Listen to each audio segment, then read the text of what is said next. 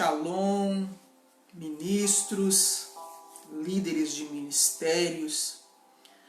Nós estamos gravando esse vídeo, o primeiro de uma série que nós vamos intitular como Construção Ministerial. Então você que está transicionando a sua comunidade, a sua igreja local para fluir em ministérios, este é o primeiro vídeo de uma série que vamos estar compartilhando com vocês. Amados, precisamos compreender o modelo de igreja que o Senhor Jesus nos deixou através dos ensinos apostólicos. Primeiramente, a igreja ela é edificada, construída sobre um fundamento apostólico e profético. Isso está escrito. Paulo falou a esse respeito. Edificados sobre os fundamentos dos apóstolos e profetas, o qual Cristo Jesus é a pedra angular. Não podemos perder isso de vista. Uma igreja precisa ser edificada em cima de um fundamento apostólico e profético, tendo Jesus como pedra fundamental.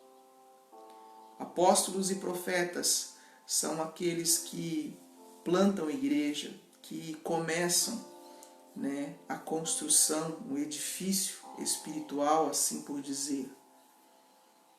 E com base em Efésios 4, nós vamos estar trazendo alguns ensinamentos para você que está transicionando ou até mesmo pensa em iniciar essa transição do modelo antigo de congregação, modelo antigo de igreja, para um modelo de igreja do reino, onde as coisas vêm a funcionar conforme a vontade do Pai.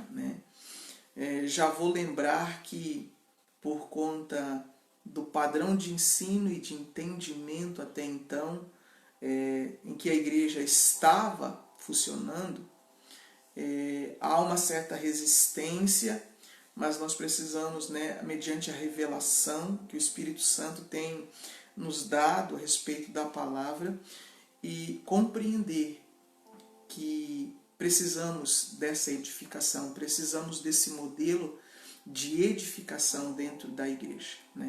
A igreja por longo tempo tem funcionado na questão de que o pastor comanda tudo, o pastor ele está ali à frente da igreja local, e ele tem ali alguns obreiros, alguns serviçais que trabalham embaixo do comando dele, e ele é o general de tudo. Então esse modelo de igreja precisa ser desconstruído.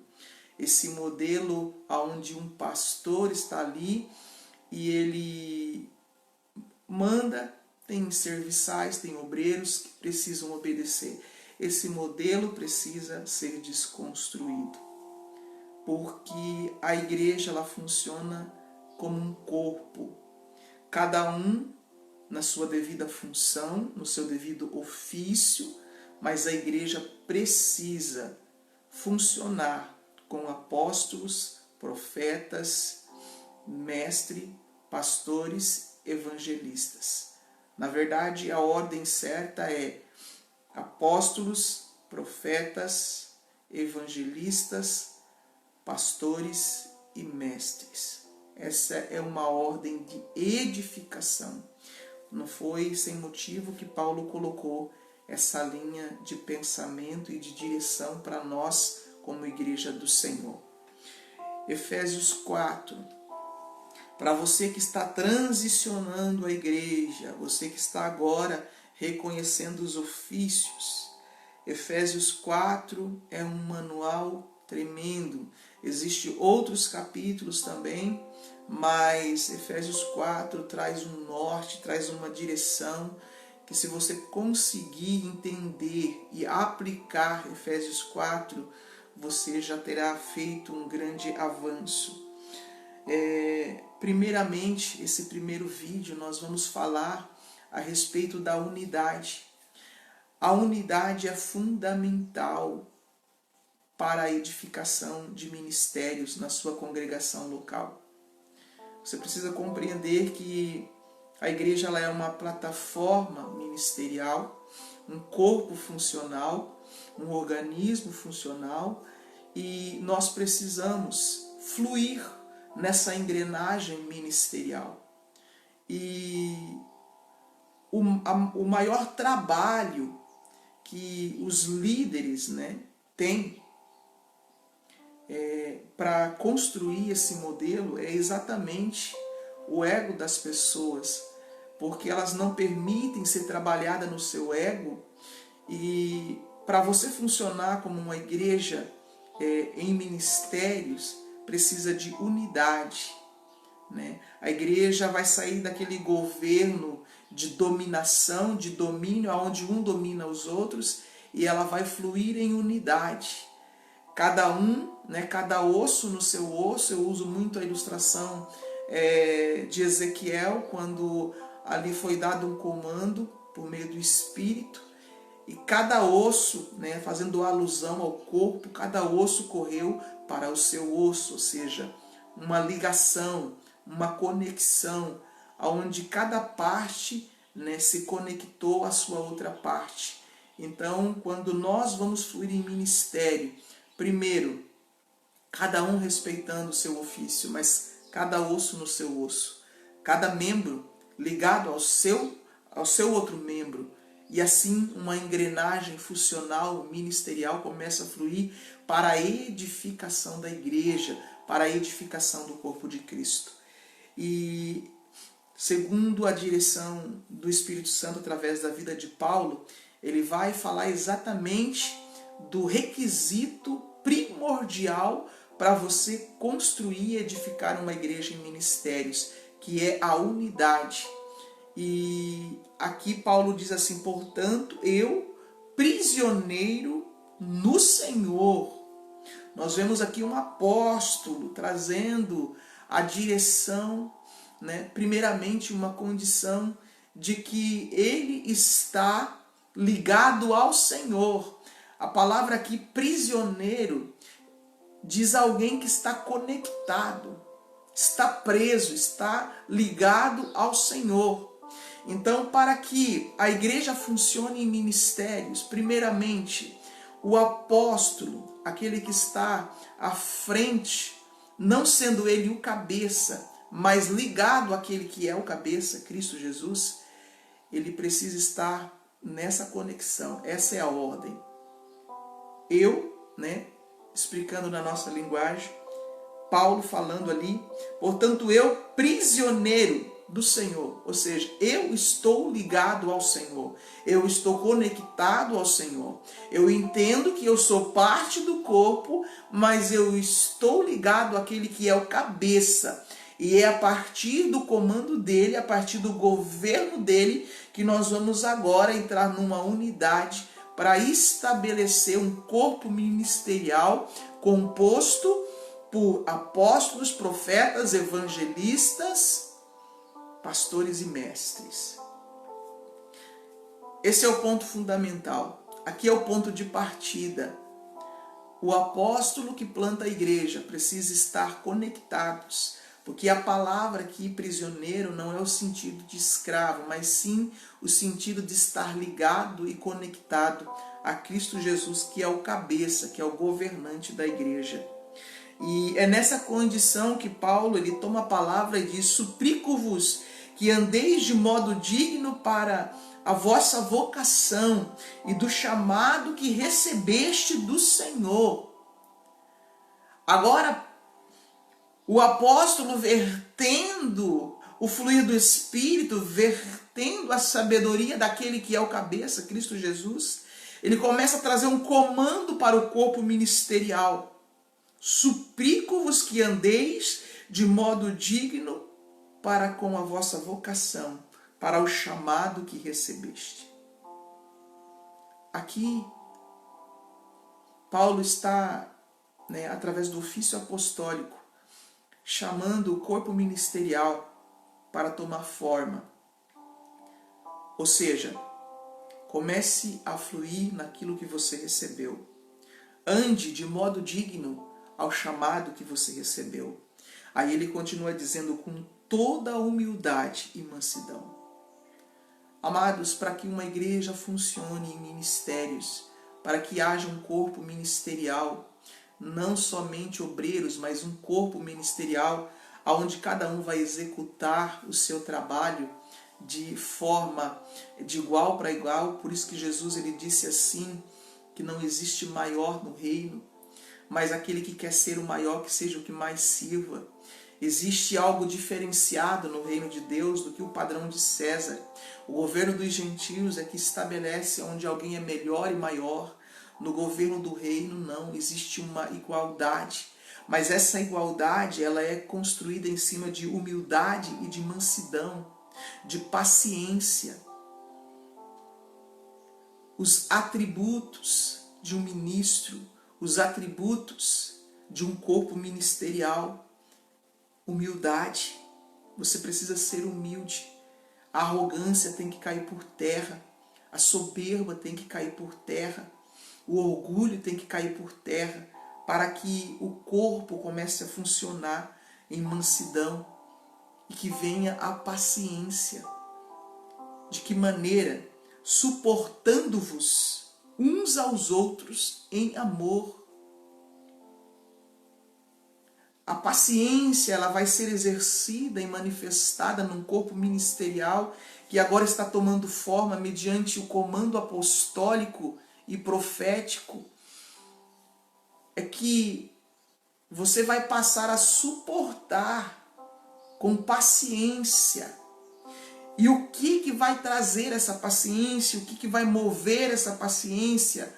O que vai trazer para dentro de um ministro a capacidade de suportar o irmão, de suportar um corpo ministerial, de suportar um ao outro? É o amor. O amor é o vínculo do Espírito. O amor é a junção do Espírito.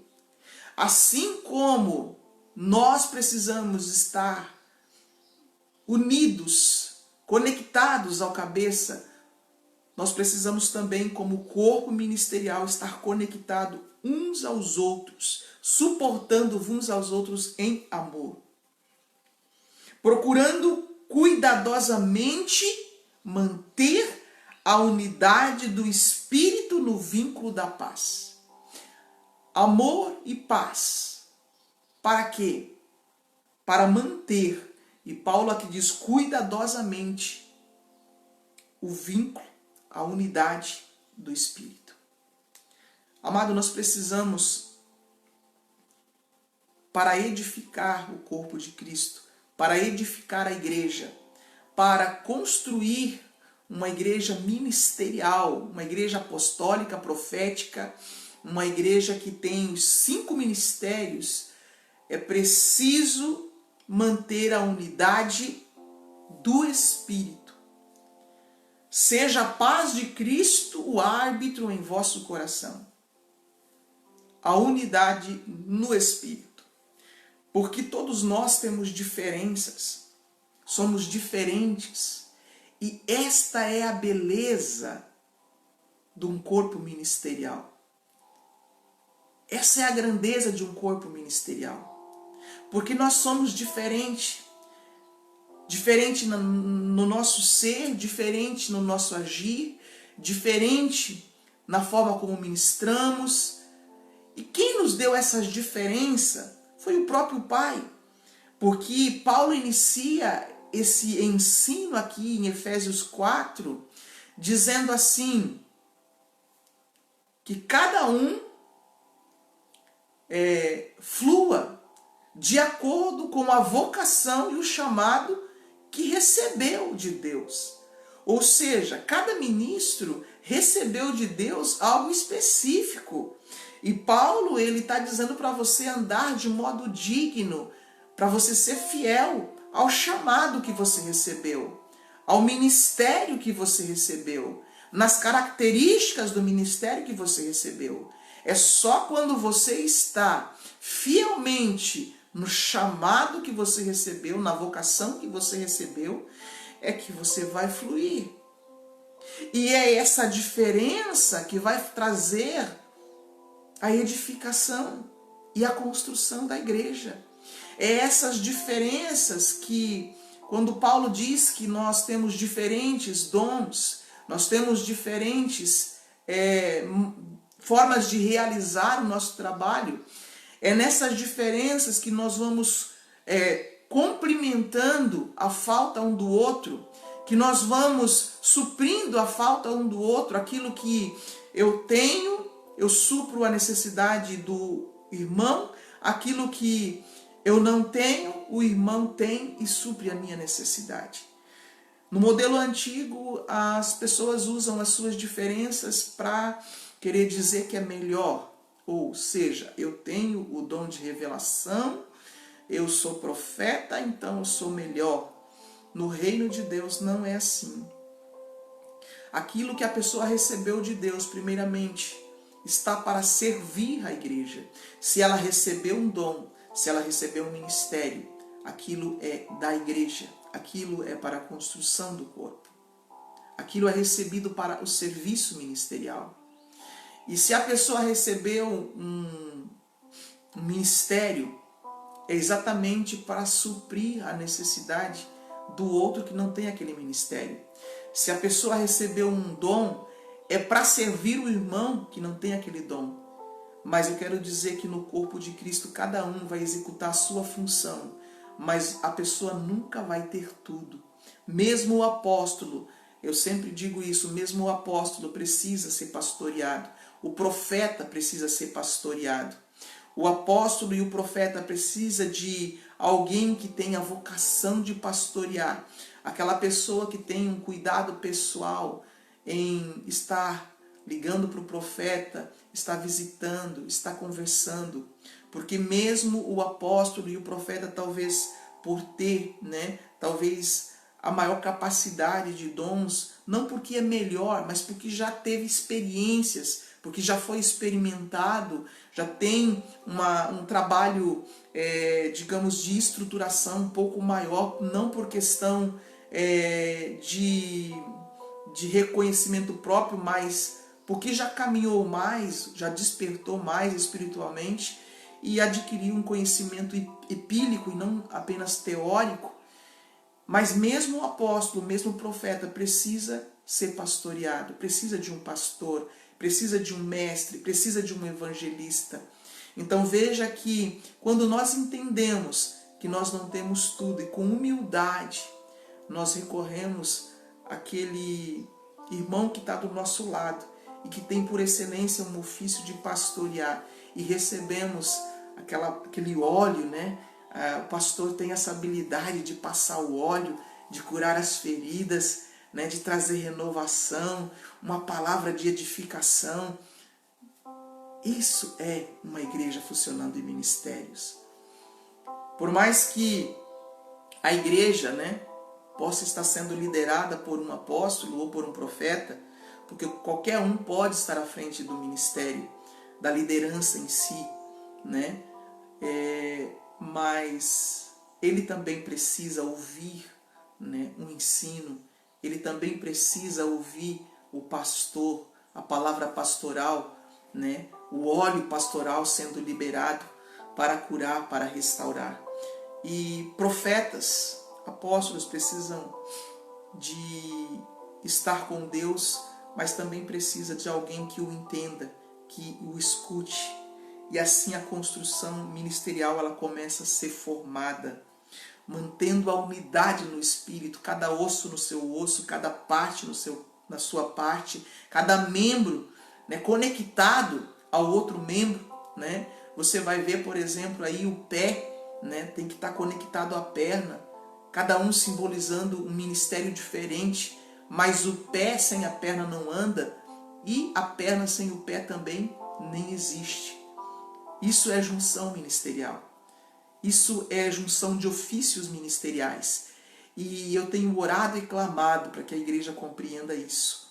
Porque uma igreja onde existe apenas o pastor é uma igreja que não está sendo edificada num todo. Por quê? Porque o pastor, muitas vezes, ele está se desdobrando, se esforçando, mas ele por si só não traz todos os ofícios, não traz todo o conhecimento, não traz todos os dons.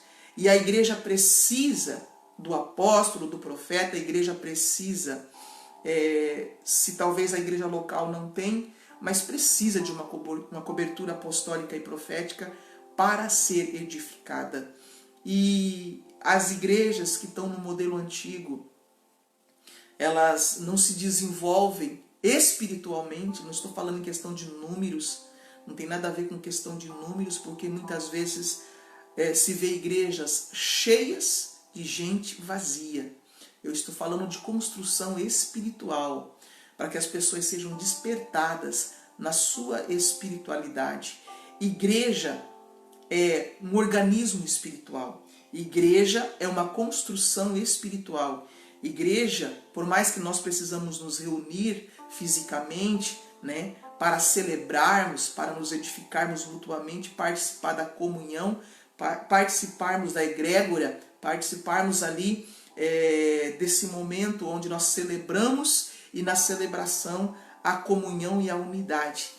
Mas nós não podemos perder de vista a igreja universal, a igreja do reino, a igreja que está vinculada e unida em espírito.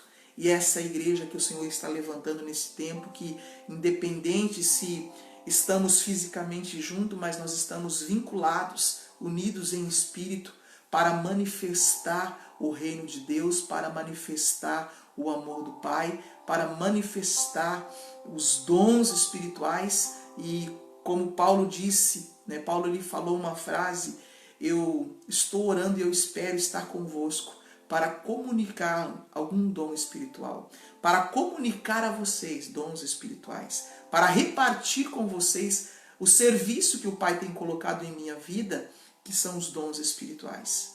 Então a igreja precisa desse entendimento. O mestre, né? Existem igrejas que não tem o profético, não tem o pastoral, mas tem ali um mestre. E se torna uma igreja vazia, porque o mestre ele ensina com excelência. Ele tem uma profundidade de ensino, mas às vezes falta o ofício pastoral, falta o mover, né, do Espírito por conta de não existir o profético. Né? O profético é responsável por toda essa manifestação espiritual, o mover, as ativações, a edificação no sentido espiritual da igreja. Mas o mestre é fundamental, né, para o ensino, para o crescimento através da palavra. Então nós precisamos compreender e manter, né, a unidade no espírito pelo vínculo da paz. Nós precisamos compreender que por mais que somos diferentes, as nossas diferenças elas estão apenas para que sejam complementares, ou seja, aquilo que eu tenho suprindo, complementando o que o irmão não tem. E vice-versa, aquilo que eu não tenho, o irmão vai contribuir para que eu seja edificado. E Paulo continua dizendo ali em Efésios 4, capítulo 4, versículo 4, diz: há um só corpo. Aqui ilustra o que estamos falando. Há um só corpo e um só espírito. Da mesma forma que há a esperança para a qual foste chamado, é uma só. Que coisa linda! Um só corpo universal. Você consegue agora expandir a sua mente para o reino? Porque a igreja, quando ela flui, né, por placas, né, por denominações, ou até mesmo uma igreja local isolada, ela aplica tudo, até a palavra, para a sua congregação, para a sua denominação. Então ela entra numa caixa e fica ali fechada. E ela acha que a unidade precisa existir apenas naquela denominação, ou seja, a nossa denominação precisa ser unida e eu formo aqui uma parede de separação, né? Os outros não têm nada a ver comigo. Não, isso não é reino. Isso é Babilônia. Isso é denominação, sistema do mundo, sistema de César, que edificou caixas, né? Que se esconderam dentro de caixas e acham que só eles estão certos, só eles fazem parte da Igreja de Cristo. O reino é diferente. Por mais que você recebeu um ministério e você está manifestando esse ministério sobre a terra, a tua consciência precisa expandir para um todo, porque é num todo que nós estamos unidos. E o corpo chamado igreja não é a igreja local e não é uma denominação. O corpo chamado igreja é um corpo universal, é um todo, é uma unidade de reino, é uma unidade de espírito no universo de Deus. A igreja na terra, ela não é apenas aqui na terra, nas nações que nós devemos estar unidos como ministérios. Existe algo além, a nível de reino. Existe uma egrégora, existe uma assembleia universal, e Paulo fala sobre isso. Se você estudar os escritos de Paulo, ele fala assim da universal assembleia, da egrégora, a igreja universal. Não estou falando da placa, estou falando em nível de universo. A igreja do universo, o corpo universal. Existe uma unidade universal, onde ali os espíritos se encontram. Você consegue entender o que eu estou falando, ministro? Existe, no momento em que nós nos conectamos, uma universal assembleia. Nós temos vivido algumas coisas extraordinárias que no momento da celebração, no momento onde nós estamos conectados no Espírito, e nós começamos a entrar nessa dimensão da Assembleia Universal, nós vemos um aumento até mesmo no louvor, porque existe seres espirituais cantando junto conosco, adorando junto conosco.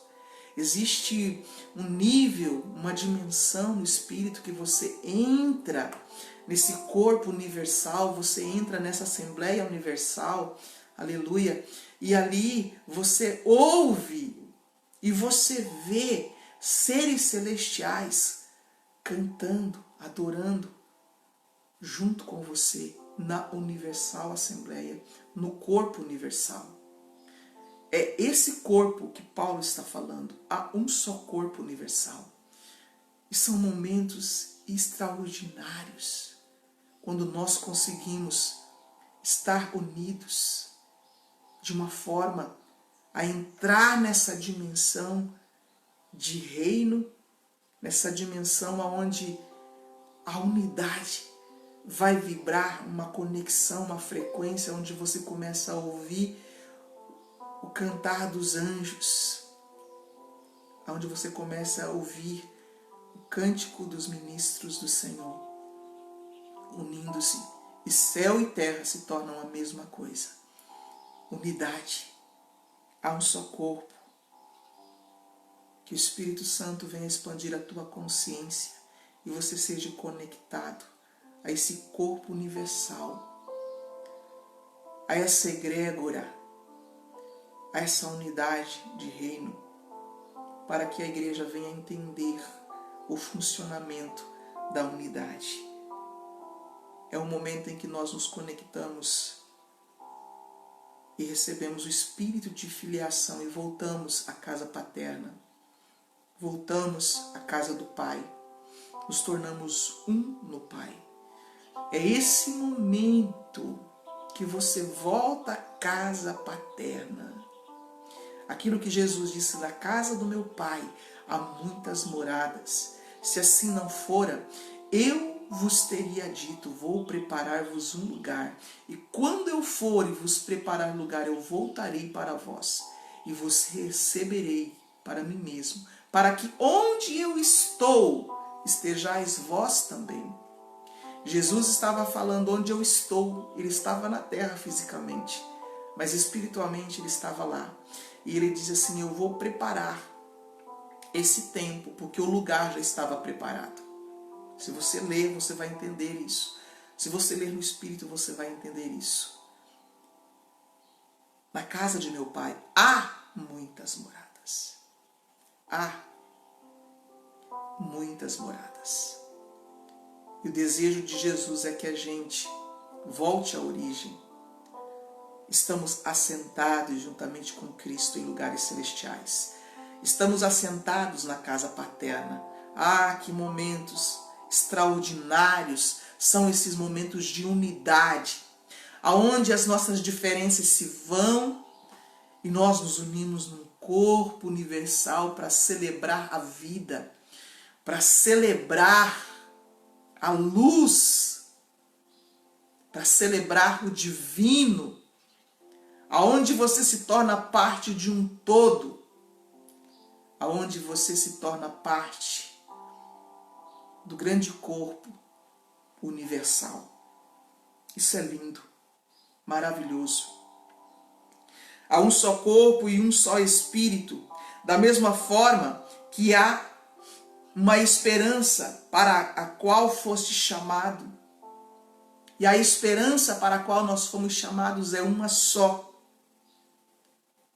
A esperança de habitarmos num lugar de luz, num lugar de paz. A esperança de salvação. A esperança de que Cristo vem assumir a totalidade dos governos da terra.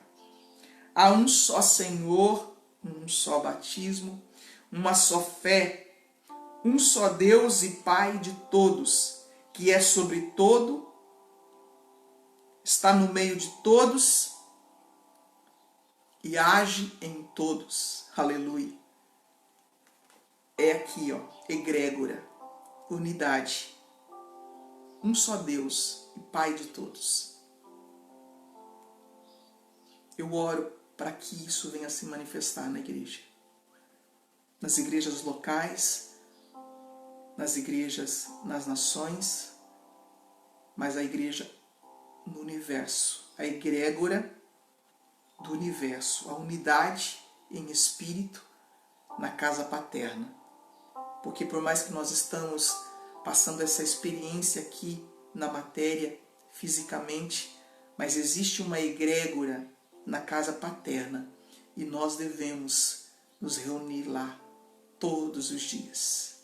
Habitarei na casa do Senhor por longos dias.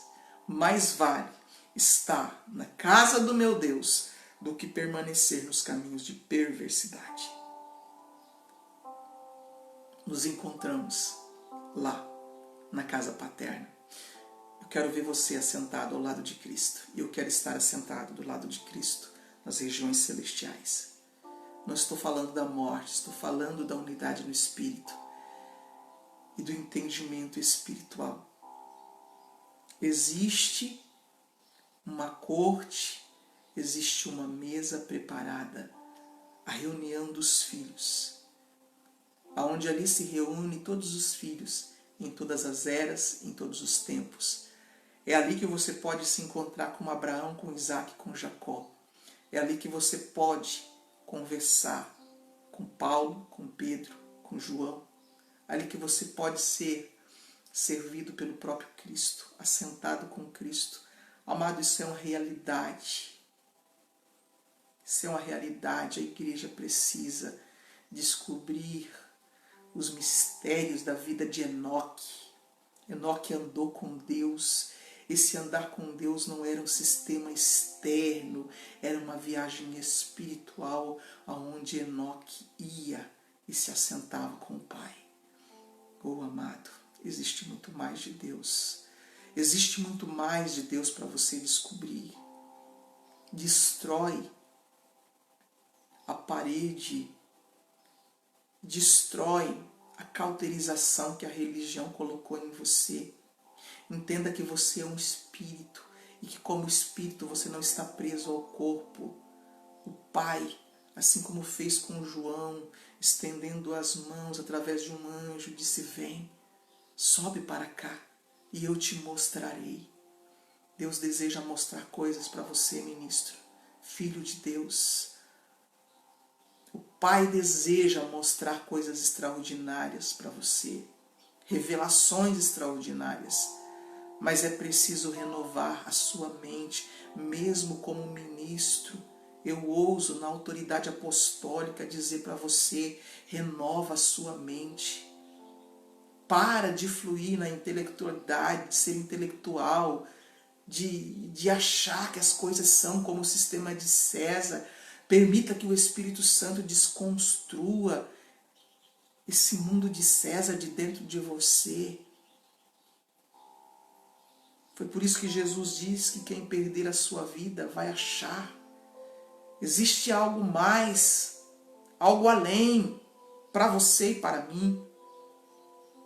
Há um só Senhor, uma só fé, um só batismo, um só Deus e Pai de todos, que é sobre todos, está no meio de todos e age em todos.